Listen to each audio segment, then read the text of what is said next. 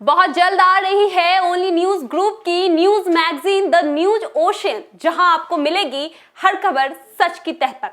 नमस्कार विद्यार्थियों, only UPSC पर आपका स्वागत है। आज शुरुआत करेंगे एक नए विषय की।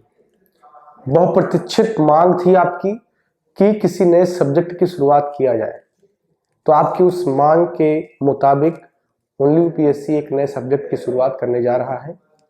यह सब्जेक्ट क्या है उसकी जानकारी तो अभी आपको मिल ही जाएगी। पहले मैं चाहता हूं कि जितने लोग वीडियो को ओपन कर लिए हैं वो लाइक कर दें, शेयर कर दें और उसके बाद में पढ़ना शुरू करें। ये जो आपका सब्जेक्ट है ये बहुत इंपॉर्टेंट है। यूपीएससी में बहुत सारे सवाल आते हैं। इस बार की प्रीलिम्स परीक्षा में तो 20-21 सवाल आए, यानी कि एक बड़ी भूमिका में है और बहुत ही इंटरेस्टिंग है। ये केवल यूपीएससी एस्पायरेंट के लिए है ऐसा कहना गलत है। अगर कोई यूपीएससी एस्पायरेंट नहीं भी है, नॉर्मल व्यक्ति है, तो उसको भी ये बहुत ज्यादा आकर्षित करता है। लंबा परिचय हो गया। हम पढ़ना शुरू कर रहे हैं इंडियन पॉलिटी और इंडियन कॉन्स्टिट्यूशन। आज हम एक जो नए विषय की शुरुआत करने जा रहे हैं वो इंडियन कॉन्स्टिट्यूशन और पॉलिटी है। एकदम बेसिक से, जीरो से, जो आज सुन रहा है कि इंडियन पॉलिटी समथिंग टाइप कुछ होता है या इंडियन कॉन्स्टिट्यूशन कुछ होता है, वह भी इस क्लास के साथ जब चलेगा तो कुछ दिन बाद मेरे जैसे डिबेट करने की स्थिति में आएगा, जो हर मुद्दे पर बात कर सकता है, वो चाहे इंडियन पॉलिटी का हो या इंडियन कॉन्स्टिट्यूशन का हो। पहले ये बात करेंगे कि इसका भूमिका क्या है यूपीएससी में, उसके बाद में बात करेंगे कि इसकी तैयारी हमें कैसे करनी है, उसकी स्ट्रेटजी क्या होगी। तो इन सारे पहलुओं पर एकदम आराम से बात करेंगे और मैं वादा करता हूं कि जो विद्यार्थी रेगुलर बेसिस पर बिना कोई क्लास मिस किए हुए लगातार पढ़ता रहेगा, जब क्लास खत्म होगी तो अपने आप को ऐसी स्थिति में पाएगा कि इंडियन पॉलिटी और कॉन्स्टिट्यूशन से उसके कोई भी सवाल गलत नहीं होंगे। खास तौर पर जो अंडरस्टैंडिंग बेस होंगे, यानी कि जो समझ आधारित होंगे। देखिए, फैक्ट का क्या है, तथ्य जो होते हैं वो कई बार आप भूल सकते हैं। तथ्य को भूलना कोई बहुत बड़ी जो है गलती नहीं मानी जाती है कि नहीं भैया क्षम्य हो गया। तथ्य भूलना एक बहुत ही नॉर्मल मानवीय कृत्य माना जाता है, किसी से भी हो सकता है।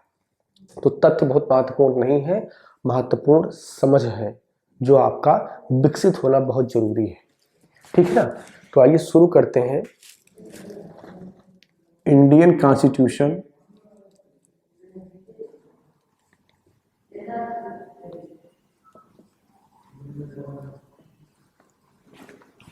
And polity. Indian constitution and polity, ठीक है, हमारा टॉपिक होगा Indian constitution and polity. Debate यहीं से ही शुरू हो जाती है। जब कोई विद्यार्थी इस पर्टिकुलर फ्रेमवर्क को पढ़ना शुरू करता है तो उसके दिमाग में या तो वो संविधान बोल देता है कि हम संविधान का क्लास कर रहे हैं, संविधान पढ़ रहे हैं, या पॉलिटी बोल देता है। वो दोनों नहीं बोलता है। तो शुरुआत तो हमको यही से करनी होगी कि ये है क्या, सब्जेक्ट का वास्तव में नाम क्या है, यूपीएससी किस चीज की परीक्षा आपकी लेगी, ये जानना बहुत जरूरी है। इंडियन पॉलिटी और इंडियन कॉन्स्टिट्यूशन दोनों शब्द अगर यूपीएससी ने अपने सिलेबस में लिखा है तो ऐसा तो है नहीं कि यूपीएससी के लिखने वाले दोपहरी में भांग पी के बैठते हैं। अगर दोनों चीज एक ही है तो एक ही लिख देते, केवल पॉलिटी लिख देते। लेकिन दोनों लिखा है, इसका मतलब कि दोनों अलग अलग है और दोनों महत्वपूर्ण है। अगर महत्वहीन होता तो नहीं लिखते उसको। इसलिए सबसे पहले तो यही जानना जरूरी है कि इंडियन पॉलिटी क्या है और इंडियन कॉन्स्टिट्यूशन क्या है, यानी कि हमारी शुरुआत, जड़, हमारी मूल क्या है इस विषय की पढ़ाई को लेकर के। ये बहुत महत्वपूर्ण है, क्योंकि जब आप मान लीजिए आप कहीं पर जा रहे हैं घूमने, आप अपने घर से निकले और वहां की जो वस्तु स्थिति है उसके बारे में आपने कुछ नहीं पता लगाया। मान लीजिए आप नॉर्दर्न इंडिया के हैं, उत्तर प्रदेश, बिहार, मध्य प्रदेश के हैं, और आपको साउथ इंडिया विजिट करना है। विजिट करने का जो ज़रूरी सामान है, आपने टिकट करवा लिया, आपने कुछ खाने पीने का रख लिया, कपड़े रख लिए, और उसके बाद में निकल पड़े। अब जैसे ही आप साउथ इंडिया की ओर बढ़ते हुए जाएंगे, टेम्परेचर इंक्रीज होता हुआ चला जाएगा, ठीक है ना। अब जब टेम्परेचर इंक्रीज हो रहा है, आप यहाँ थे तो आप फुल स्लीव का शर्ट पहन रहे थे, जैसे ही साउथ इंडिया में प्रवेश करेंगे बहुत गर्मी लगेगी। तो आप सोच रहे हैं कि एक भी मैं हाफ टी शर्ट लेकर के नहीं आया या शॉर्ट लेकर के नहीं आया, तो सरवाइव करने में दिक्कत होगी। या खाने पीने की चीजें भी अलग है। कहने का मतलब ये है कि जब आप साउथ इंडिया विजिट कर रहे हो तो आपको पता होना चाहिए कि उसका क्लाइमेट कैसा है, वहां सरवाइव करने के लिए आवश्यक चीजें क्या है, ठीक है ना। या कोई साउथ इंडिया वाला बंदा अगर नॉर्थ इंडिया में आता है तो उसको ये पता करना चाहिए कि वहां का टेम्परेचर क्या है। पूरे बात का सार ये है कि आप जब कोई भी काम करें तो उसकी मौलिकता को पहले जाने कि वहाँ की आसपास की चीज़ें क्या है। हमारा जो सब्जेक्ट है इंडियन कॉन्स्टिट्यूशन और पॉलिटी, ये जो आपका यूपीएससी का प्रीलिम्स का एग्जाम होता है उसमें भी लिखा हुआ है, और मेंस के एग्जाम में भी लिखा हुआ है। जो मेंस में जीएस का सेकंड पेपर होता है उसमें इंडियन कॉन्स्टिट्यूशन, पॉलिटी, गवर्नेंस और इंटरनेशनल रिलेशन, सोशल जस्टिस, इन सबको मेंशन किया गया है। जो मेंस का पेपर है जीएस पार्ट 2 का, जिसे आप कहते हैं। तो इसका मतलब कि यूपीएससी इंडिकेट कर रही है कि कॉन्स्टिट्यूशन अलग है और पॉलिटी अलग है, या दोनों में संबंध है, लेकिन दोनों की अपनी अपनी एक अलग परिभाषा है, एक अपना अलग व्यवस्था है। जैसे स्टेट एक बड़ा प्यारा शब्द है, स्टेट। जब आपसे कोई बोलता है स्टेट तो आपके दिमाग में क्या आता है? महाराष्ट्र, उत्तर प्रदेश, गुजरात, बिहार, यही आता है ना। लेकिन जो स्टेट की परिभाषा है वो कुछ और है। स्टेट एक ऐसी अवधारणा है जिसकी एक डिफाइंड जियोग्राफी होनी चाहिए, उस जियोग्राफी पर कुछ लोग होने चाहिए, उन लोगों को चलाने के लिए कोई व्यवस्था होनी चाहिए, और वो व्यवस्था कैसी होनी चाहिए? संप्रभु होनी चाहिए। अगर ये चार गुणधर्म किसी जो है एक पर्टिकुलर एरिया में विद्यमान है तो उसे स्टेट कह सकते हैं। अब हमारे यहाँ जो प्रांत है उनको स्टेट कहने की प्रथा है। आपका उत्तर प्रदेश स्टेट की उस परिभाषा में फिट नहीं बैठता है जो स्टेट की वास्तविक परिभाषा है, ठीक है ना। तो इसी प्रकार शब्दों का संबंध एक दूसरे से होता है, लेकिन उनका अपना भी एक अलग महत्व होता है, एक अलग मतलब होता है। तो सबसे पहले देखते हैं कि हमारा कॉन्स्टिट्यूशन क्या है, इंडियन कॉन्स्टिट्यूशन, और उसके बाद हम बात करेंगे पॉलिटी पर, ठीक है ना। आइए शुरू करते हैं इंडियन कॉन्स्टिट्यूशन। कितने ऐसे विद्यार्थी होंगे जिन्होंने इंडियन कॉन्स्टिट्यूशन को देखा है? आपने छोटे मोटे किताब देखे होंगे, पॉकेट टाइप किताब देखे होंगे, या इंडियन कॉन्स्टिट्यूशन आप मंगा सकते हैं, बिकता है, ठीक है, मिल जाएगा आपको। तो इंडियन कॉन्स्टिट्यूशन जिसने देखा है या नहीं देखा है, आज से आपको मैं पढ़ाऊंगा और आप विजुलाइज करेंगे, आपको सब कुछ दिखेगा एकदम, ठीक है ना। कई सारे विद्यार्थी किताबों के लिए बहुत परेशान है। मुझे याद आ गया तो मैं मेंशन कर दूं कि सर कौन सा बुक पढ़े, कौन सा बुक ना पढ़े, मतलब ढेर सारे सवाल है कोई किताब को लेकर के। देखो ऐसा है, किसी एक किताब से यूपीएससी की नैया अगर पार होती तो हर दूसरा बंदा पढ़ने वाला डीएम होता।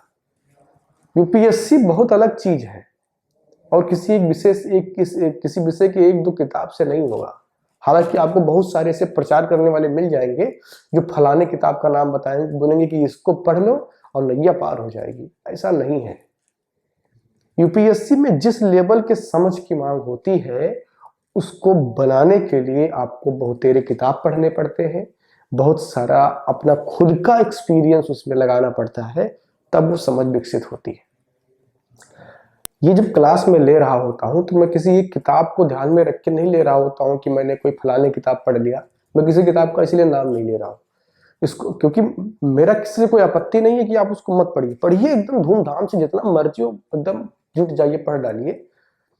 लेकिन इस बात को अपने दिमाग से निकाल दीजिए कि किसी एक किताब के मेरे बता देने के बाद में आप डीएम बन जाएंगे, ये नहीं होगा। जब ये क्लास हो रही होती है तो उसके पीछे कई सारे किताबों का एक मिला जुला रूप आपके सामने आता है। कुछ एक जो प्रसिद्ध किताबें जिनका नाम आप भी जानते होंगे, मैं किसी पर्टिकुलर किताब का नाम इसलिए नहीं ले रहा हूं क्योंकि ये उनका कमर्शियल राइट्स होता है, जब तक वो हमसे बात नहीं करेंगे हम उसको यहाँ पर नहीं कह सकते हैं, ये हमारी एक प्रोफेशनल मजबूरी है, ठीक है।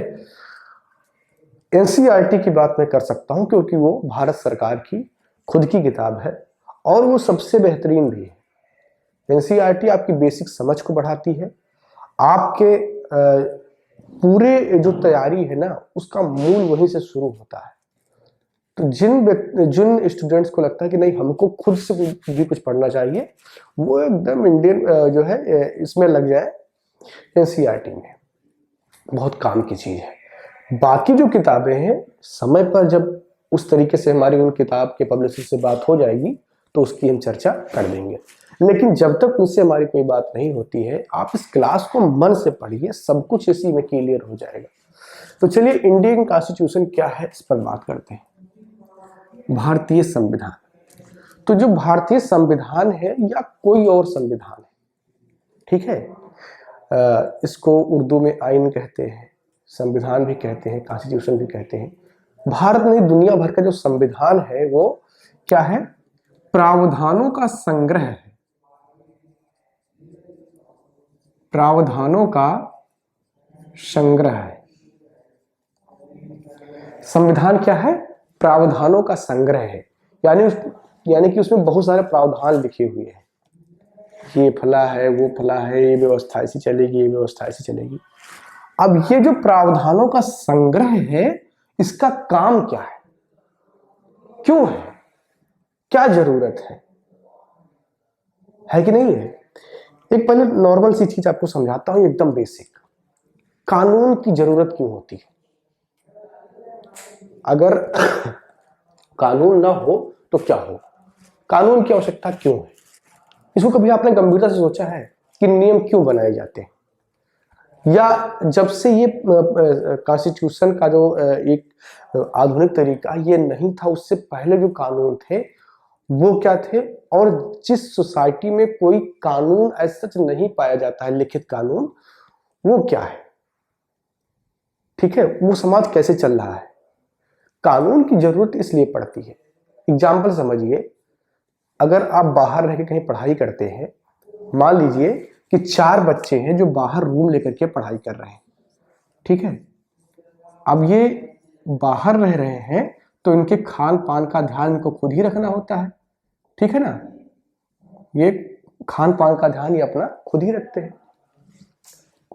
तो जब खान पान का ध्यान खुद ही रखना है तो बनाना भी खुद ही है और धोना भी खुद ही है।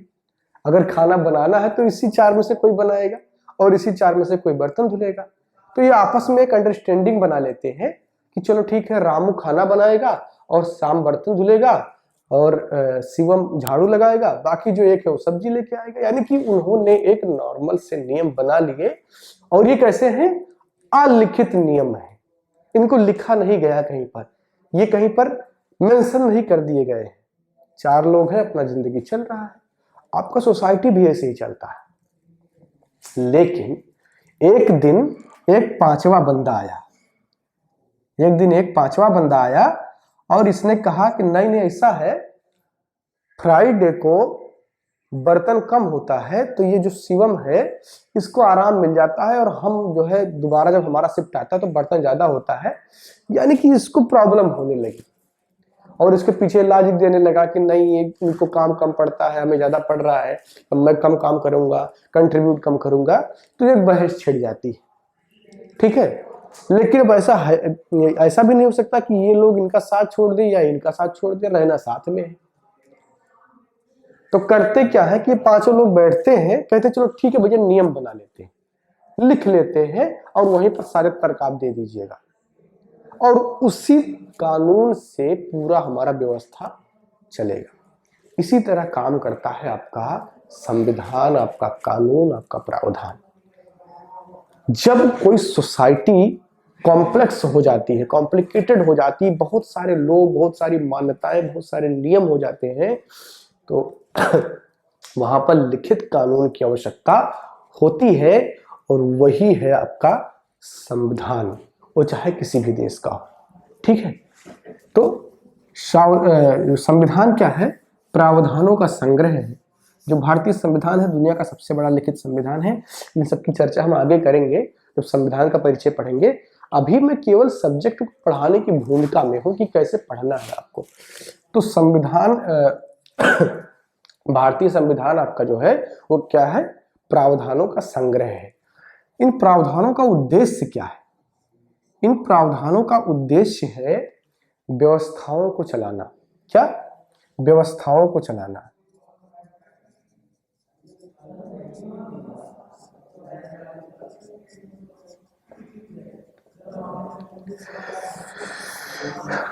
कौन सी व्यवस्था? आपका केंद्र सरकार, आपका राज्य सरकार और उन्हीं से संबंधित बहुत सारी संस्थाएं, सुप्रीम कोर्ट है, हाई कोर्ट है, ये सब किससे अपना शक्ति अर्जित करते हैं? संविधान से। तो संविधान क्या है? प्रावधानों का संग्रह है, और उन्हीं प्रावधानों से व्यवस्थाएं चलती हैं। ठीक है ना? अब ये समझते हैं कि पॉलिटी क्या है। हिंदी में कॉन्स्टिट्यूशन को संविधान और पॉलिटी को राज्य व्यवस्था कहा जाता है। भारतीय संविधान एवं राज्य व्यवस्था। तो अब राज्य व्यवस्था क्या है इसको भी समझ लेते हैं। इतना जब समझ लेंगे तो फिर हमारा एक भूमिका बन जाएगा कि हमें फला चीज पढ़ना है, और अब हमारी नैया यहीं से आगे बढ़ेगी। ठीक है, देखिए सिलेबस बहुत महत्वपूर्ण है।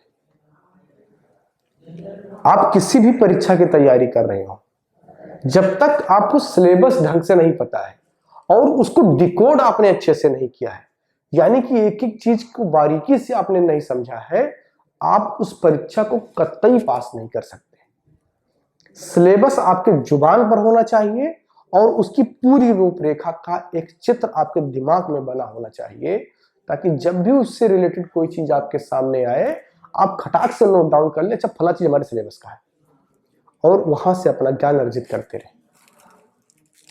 राज्य व्यवस्था क्या है इसको देखते हैं। राज्य व्यवस्था जो है वो संविधान के प्रावधानों का व्यवहारिक रूप से प्रयोग है। ठीक है, संविधान के प्रावधानों का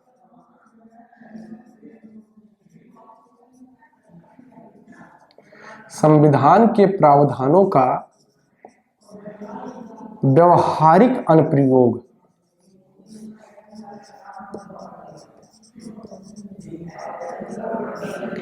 संविधान के प्रावधान का व्यवहारिक अनुप्रयोग।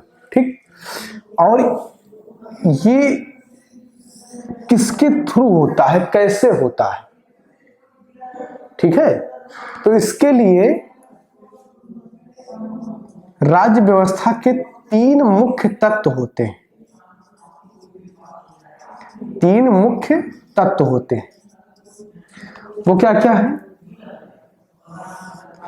अभी सब एग्जाम्पल से समझाऊंगा और एक दूसरे को जोड़ दूंगा।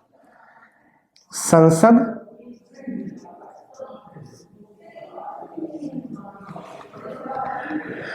न्यायालय, और तीसरा है संवैधानिक संस्थाएं।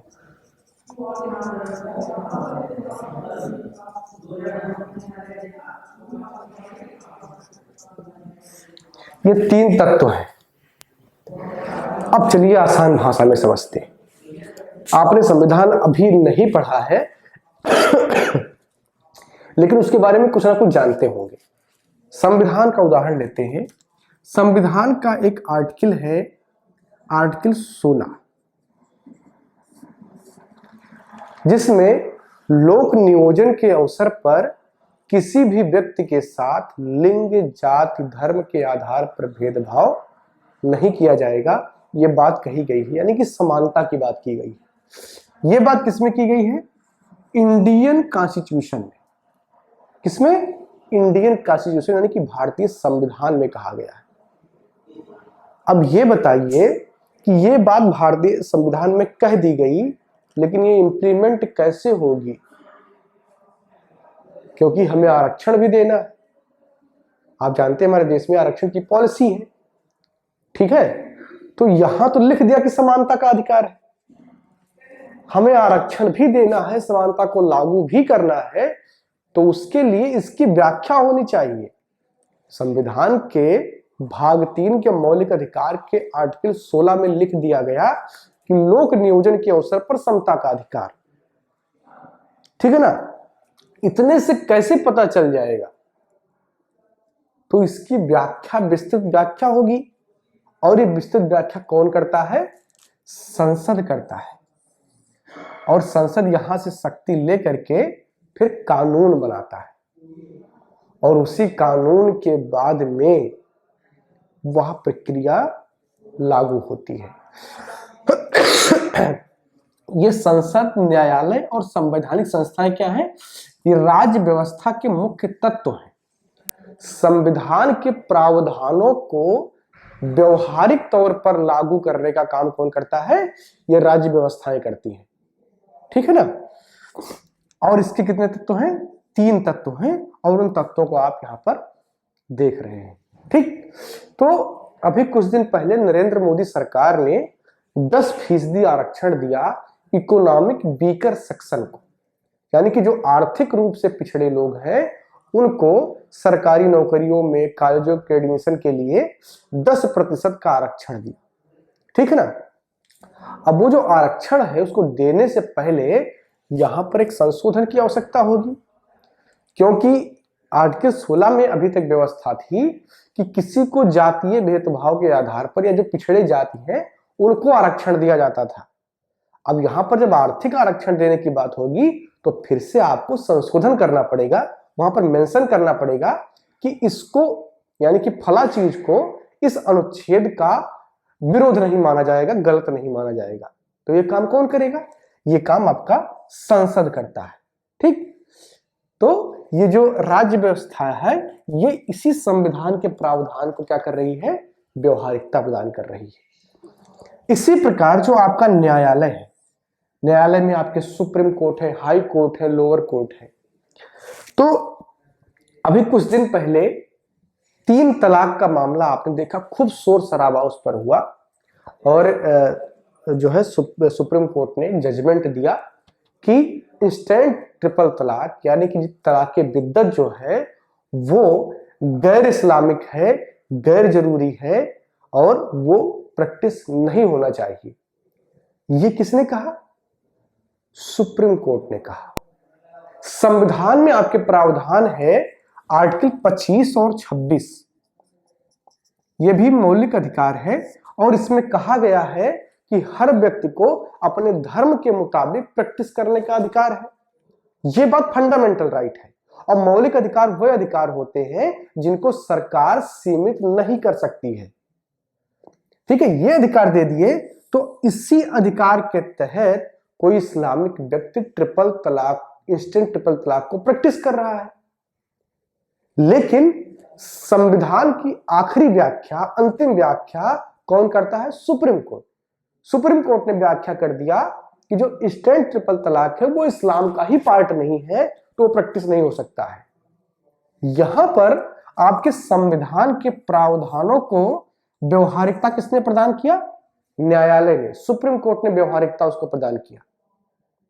और उसके बाद में भारत सरकार ने, वर्तमान सरकार ने उस पर एक कानून बना दिया कि ट्रिपल तलाक अगर कोई प्रैक्टिस करता है तो उसको अधिक जो है 3 साल की जेल हो सकती है, बहुत सारे जुर्माने भी उसमें शामिल हैं। तो यहां पर आपने देखा कि संविधान के प्रावधान को न्यायालय के द्वारा व्यवहारिकता प्रदान की गई, और न्यायालय क्या है? आपका राज्य व्यवस्था के तत्व है।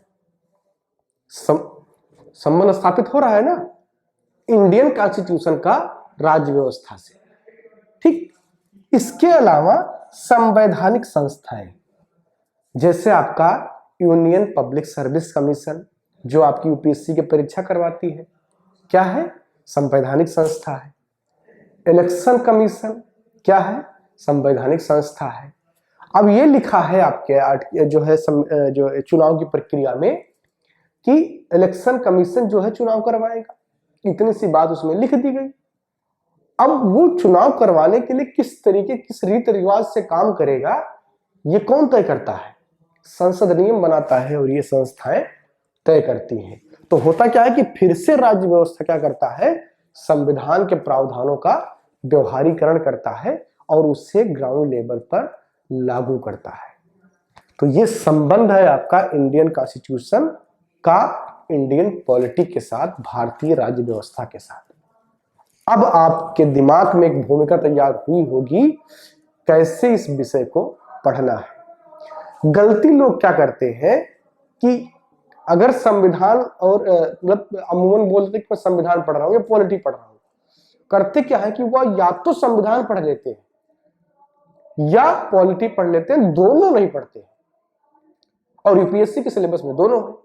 अगर आप पढ़ते हुए चले गए आर्टिकल 15 में ये है, 16 में फला है, 18 में ये है, 49 में ये है, ये केवल इंडियन कॉन्स्टिट्यूशन हुआ, लेकिन उसके आधार पर संसद ने क्या क्या किया ये राज्य व्यवस्था होगी। उसके आधार पर सुप्रीम कोर्ट का वर्डिक्ट क्या है ये राज्य व्यवस्था है। उसके आधार पर संवैधानिक संस्थाएं किस प्रकार बनी उनका काम क्या है ये राज्य व्यवस्था है। और उन दोनों से सवाल आते हैं, ठीक है ना। तो उन दोनों को मिलाकर के आपको पढ़ना होगा। इसी तरीके से हम अपनी पढ़ाई करेंगे। तो जो आपका क्लास शुरू होगा वो एकदम जीरो से शुरू होगा, संविधान के परिचय से, और वहीं से अपना बात शुरू करेंगे।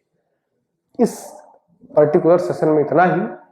हमारी जो पहली क्लास होगी वो संविधान का परिचय होगा और वहीं से बात प्रारंभ करेंगे। मैं गारंटी के साथ कहता हूं कि कोई भी सवाल आपसे गलत नहीं होगा, चाहे यूपीएससी का हो या किसी नॉर्मल एग्जाम का। हर चीज का, संविधान के एक एक अनुच्छेद का एक एक व्याख्या और उससे संबंधित सुप्रीम कोर्ट में क्या केस है, संसद ने क्या कानून बनाया है, उसमें संशोधन क्या किया गया है, सब पर चर्चा होगी, कुछ भी नहीं छूटेगा। ठीक है, तो आप जुड़ जाइए अच्छे से। और हर विद्यार्थी की जिम्मेदारी है कि उसको कम से कम 10 प्लेटफॉर्म पर शेयर करें। इस तरीके से पढ़ाई के लिए आपको लाखों रुपए का फीस देना पड़ता है, उससे आप बच जाएंगे। हम आपको फ्री में पढ़ाएंगे। बस एक काम आपको करना है, लाइक शेयर करते रहना है ताकि हम और अन्य विद्यार्थियों तक पहुंच पाए। तो मिलते हैं अगली क्लास में, बात करना प्रारंभ करेंगे संविधान के परिचय का। धन्यवाद। बहुत जल्द आ रही है ओनली न्यूज ग्रुप की news magazine the news ocean, जहां आपको मिलेगी हर खबर सच की तह पर।